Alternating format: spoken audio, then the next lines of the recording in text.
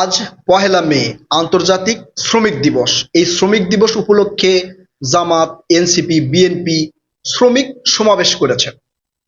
আপনাদের কাছে একটা প্রশ্ন করি, আপনারা তো সবাই সোশ্যাল মিডিয়া ব্যবহার করেন, আপনাদের হাতে মোবাইল আছে, আপনারা টেলিভিশনের খবর দেখেন। এই খবর দেখে বা আজকের জামাত, এনসিপি, বিএনপির সমাবেশ দেখে একটা অনুমান করেন তো যে বিএনপির সমাবেশে কতজন লোক হয়েছে, এনসিপির সমাবেশে কতজন লোক হয়েছে এবং জামাতের সমাবেশে কতজন লোক হয়েছে। একবারে পুরোপুরি কারেক্ট অ্যান্সার দিতে হবে না, একটা অনুমান অনুমান করে আপনারা জানাবেন। এবং এই সব সমাবেশে লোকজনের উপস্থিতি ভবিষ্যতে কোন রাজনৈতিক দলকে কি বার্তা দিচ্ছে সেটাও একটু কমেন্ট করে জানানোর চেষ্টা করবেন। আমি আপনাদের কয়েকটা ভিডিও দেখাবো, একই সাথে আমি আমার অ্যানালাইসিস বা বিশ্লেষণ আপনাদেরকে জানানোর চেষ্টা করব। আমি বেশ কিছু সমাবেশের ভিডিও দেখলাম, কয়েকটা সমাবেশে আমি গিয়েছি, বিশেষ করে ঢাকার ভিতরে। আমি শাহবাগে গেলাম, শাহবাগে এনসিপির পক্ষ থেকে এই শ্রমিক দিবস উপলক্ষে একটা সমাবেশ করা হয়েছে, শ্রমিক সমাবেশ। সেই সমাবেশে বক্তব্য রেখেছেন আক্তার হোসেন, জাতীয় সংসদ সদস্য আক্তার হোসেন এবং সংসদ সদস্য হান্নান মাসুদ।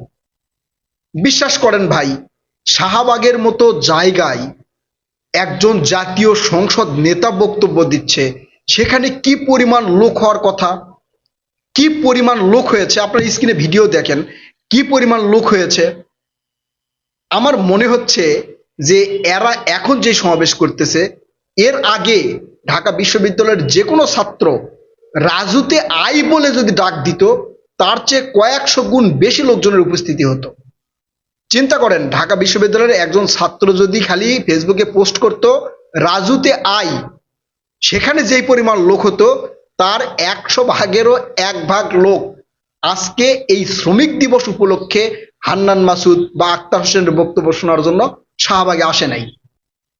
সেখানে রিক্সা চালকেরা রিক্সা চালাচ্ছে, তারাও যে দাঁড়িয়ে 1 মিনিট বক্তব্য শুনবে সেইটাও আমি দেখি নাই।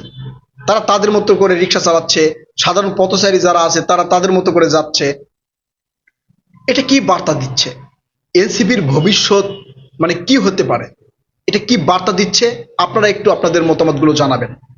এরপরে আমি গেলাম বিজয়নগর পানির ট্যাঙ্কির ওখানে, সেখানে জামাতের পক্ষ থেকে এই শ্রমিক দিবস উপলক্ষে সেখানে একটা সমাবেশ করা হয়েছে। সেই সমাবেশে আমি গেলাম, সমাবেশে গিয়ে দেখলাম যে পরিমাণ লোকজনের উপস্থিতি, এতে মনে হলো যে এই 5 আগস্টের আগেও যদি জামাতের লোকজন কোনোভাবে একটা বিক্ষোভ মিছিল সমাবেশ বের করত, তার চেয়ে কয়েক গুণ বেশি লোক হতো। মানে আজকে যে লোক হয়েছে তার চেয়ে কয়েক গুণ বেশি লোক হতো। এবং ডক্টর ইউনূস অন্তর্বর্তীকালীন সরকারের ক্ষমতায় যখন ছিল, তখনও জামাত যদি ডাক দিত, তাহলে আজকে যে লোক হয়েছে এর চেয়ে কয়েক গুণ বেশি লোক হতো। এই জামাত এনসিপির এই 2 সমাবেশ দেখে আমি কিছু চিন্তা ভাবনা করেছি, সেইটা আপনাদের সাথে শেয়ার করব এবং ভবিষ্যতে কি হতে পারে সেটাও শেয়ার করব। এরপরে বিএনপির প্রধান কার্যালয় নয়াপল্টনের দিকে গেলাম, আমি যেতে পারি নাই। সেখানে এত পরিমাণ লোকজন, মানে কি বলবো আর, অসংখ্য লোকজন সেখানে। এখন আপনারা বলতে পারেন যে বিএনপি ক্ষমতায় আসছে এই জন্য এই পরিমাণ লোক হচ্ছে, বা বিএনপি বিভিন্ন জায়গা থেকে লোকজন ভাড়া করে নিয়ে আসছে, এটা আপনারা বলতে পারেন। আচ্ছা, ভাড়া করে শুধু কি বিএনপি লোক নিয়ে আসে, অন্য কেউ নিয়ে আসে না? সবাই তো চায় যে তারা একটা সমাবেশ করবে, সেখানে বিপুল পরিমাণ লোক হবে যে কোনো কিছুর বিনিময়ে। এটা গণমাধ্যমে, মিডিয়াতে, আন্তর্জাতিক বিশ্বকে দেখানোর জন্য কিন্তু এই সমাবেশগুলো করা হয়। এই সমাবেশ করে লাভ কি? এটা কি শুধু বাংলাদেশের সরকারকে দেখানো হয়? না, আন্তর্জাতিক বিশ্বকে দেখানো হয় যে আমাদের ডাকে বা আমাদের দলকে কত মানুষ সাপোর্ট করে, কি পরিমাণ লোকজন আমাদের কথা শোনে। এটা কিন্তু এই সমাবেশগুলোর মাধ্যমে দেখানো হয়। এখন এই 3 সমাবেশ মিলে আমার যেটা মনে হলো, এনসিপির সমাবেশে হয়তো 200-500 জন হবে, জামাতের সমাবেশে ওইরকম প্রায় 700-800 জন হবে, আর মোটামুটি লক্ষাধিক লোক হবে বিএনপির সমাবেশে। এটা কি ভালো বার্তা দিচ্ছে? আপনারা হয়তো শুনে খুশি হবেন যে বিএনপির ইয়াতে সমাবেশে এত লোকজন, অন্যান্য সমাবেশে জামাতের বা এনসিপি সমাবেশে লোকজন নাই। এটা কি ভালো বার্তা? না, এটা ভালো বার্তা নয়। সরকারের সাপোর্টে যদি একটা দেশ পুরোটাই থাকে, তাহলে সেই সরকার দুর্নীতিবাজ হওয়ার সম্ভাবনা থাকে। বিরোধী দল শক্ত না হলে সরকার দুর্নীতিবাজ হতে পারে, স্বৈরাচার হতে পারে। বিরোধী দল যদি শক্ত না হতে পারে, বিরোধী দলের সমর্থন যদি বেশি না থাকে, তো বিএনপির এই এই পরিমাণ লোকজন হওয়ার কিছু কারণ আছে। কারণ তারেক রহমান ক্ষমতায় বসার পরে তিনি যে নির্বাচনী প্রতিশ্রুতিগুলো দিয়েছিল এবং সাধারণ জনগণের যে মানে আশা আকাঙ্ক্ষা, সেটা মোটামুটি তারেক রহমান পূরণ করতে পেরেছে। যার কারণে বিএনপির যে কোনো সমাবেশে লোকজনের উপস্থিতি সবচেয়ে বেশি হচ্ছে। ভবিষ্যতে যদি না পারে তাহলে এগুলো কমে যাবে, আস্তে আস্তে কমে যাবে। এখন জামাত তাদের জনপ্রিয়তা বা এনসিপি তাদের জনপ্রিয়তা বাড়াচ্ছে না কেন, বা বাড়াতে পারছে না কেন? আমি আমার আগের ভিডিওতে বলেছি যে জামাত এবং এনসিপি কে এখন সাধারণ জনগণ সন্দেহ করতেছে। কি কি কারণে সন্দেহ করতেছে সেখানেও বলেছি, এখানে একটু হালকা বলি। এই যে নাহিদ ইসলাম যখন অন্তর্বর্তীকালীন সরকারের সময় উপদেষ্টা ছিলেন, তখন তার হাতে বৃহৎ ক্ষমতা, তার সাথে ছিলেন আসিফ মাহমুদ, সজীব ভুঁইয়া এবং এই যে মাহফুজ আলম, তারাও তো ছিলেন। ওই সময় এই অন্তর্বর্তীকালীন সরকার যে কাজগুলো করার দরকার ছিল সেগুলো কি করেছে? করে নাই। এখন এই বিএনপি সরকারকে দিয়ে করানোর জন্য এই মানে এই নাহিদ ইসলাম সংসদে গিয়ে বক্তৃতা দিচ্ছেন, যে কাজগুলো কিন্তু অন্তর্বর্তীকালীন সরকারই করতে পারত, করে নাই। এখন বিএনপিকে দিয়ে করানোর চেষ্টা করছে। তার মানে বিএনপিকে জনগণের কাছে অজনপ্রিয় করার চেষ্টা করছে। জনগণ প্রশ্ন তুলতেছে, যেটা আপনারা করতে পারতেন সেটা এখন বিএনপিকে দিয়ে কেন করাচ্ছেন? এই সন্দেহগুলো জনগণের মধ্যে ঢুকে গেছে। একই সাথে অন্তর্বর্তীকালীন সরকারের সময় যে পরিমাণ মানে দুর্নীতি হয়েছে, সেই দুর্নীতি নিয়ে এই এনসিপির লোকজন, জামাতের লোকজন মুখে কুলুপ এঁটে বসে আছে, কোনো কথা বলছে না। জনগণের মধ্যে সন্দেহের সৃষ্টি হয়েছে যে ওই সময় যে দুর্নীতি হয়েছে সেগুলো নিয়ে কেন কথা হচ্ছে না?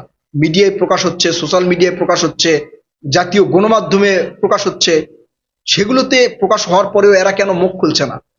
তার মানে জনগণ মনে করছে যে ওই দুর্নীতির সাথে এরাও যুক্ত ছিল। আবার এই যে এই সংসদ অধিবেশন শুরু হওয়ার পর থেকে জনগণের পক্ষে অবস্থান নেওয়ার মতো কোনো বক্তব্য এনসিপি এবং জামাত দিতে পারে নাই। এগুলো জনগণ বুঝতে পেরেছে যে আসলে এদেরকে দিয়ে ভবিষ্যৎ কোনো কিছু আশা করা যায় না, মানে ভালো কিছু আশা করা যায় না। এই জন্য সাধারণ জনগণ এদেরকে প্রত্যাখ্যান করেছে, এদের সমাবেশে উপস্থিত হচ্ছে না, এরা ডাকলেও যাচ্ছে না। এখন বিএনপির ডাকে কেন যাচ্ছে, বা বিএনপি কোনো সমাবেশ করলে সেখানে এই লক্ষ লক্ষ লোকজনের উপস্থিতি কেন হচ্ছে? তারেক রহমান প্রথম যেদিন আসছিলেন সেদিনই প্রায় 12 থেকে 14 লক্ষ লোক হয়েছে। এটা কেন হয়েছে? কারণ জনগণের একটা আস্থা অর্জন করতে পেরেছে তারেক রহমান, বিএনপি সরকার, এই জন্য হচ্ছে। ভবিষ্যতে কি হবে জানি না। তবে জামাত এবং এনসিপির জনপ্রিয়তা কমে যাওয়া খুব একটা ভালো লক্ষণ নয়, কারণ বিরোধী দল তো থাকতে হবে। ধরেন 300 আসন, 300 আসনের মধ্যে যদি বিএনপি 290টা বা 95টা আসন পায়, এটা কিন্তু খুব ভালো খবর না। যারা রাজনৈতিক বিশ্লেষণ করেন বা রাজনৈতিক বিশ্লেষক আছে তাদের কাছ থেকে শুনে দেখবেন, একটা দেশের বিরোধী দল শক্ত হতে হয়, তাদের জনপ্রিয়তা থাকতে হয়, না হলে ওই দেশের উন্নয়ন খুব একটা সহজ হয় না। সরকার যা করবে, সরকারের এমপি মন্ত্রীরা যা করবে, তার প্রেক্ষিতে তার বিপরীতে কথা বলার তো কেউ থাকবে না। কথা বলার লোকজন থাকা প্রয়োজন। এই জন্য আমি চাই যে জামাত এবং এনসিপির জনপ্রিয়তা বাড়া দরকার। এরা সঠিক পথে আসুক, জনগণ যা চায় সেটা তারা করার চেষ্টা করুক, তাহলে হয়তো এদের জনপ্রিয়তা বাড়বে। না হলে জামাত এনসিপির সামনে আরো ভয়ানক বিপদ অপেক্ষা করতেছে। প্রিয় দর্শক, আপনারা কি মনে করছেন? আসলে এদের সমাবেশে কেন লোকজন হচ্ছে না, বা এদের ভবিষ্যৎটা কি হতে পারে? আপনারা আপনাদের মূল্যবান মতামত কমেন্ট করে জানাবেন। কথা হবে নতুন কোনো ভিডিওতে। ততক্ষণ পর্যন্ত ভালো থাকবেন ইনশাআল্লাহ। আল্লাহ হাফেজ।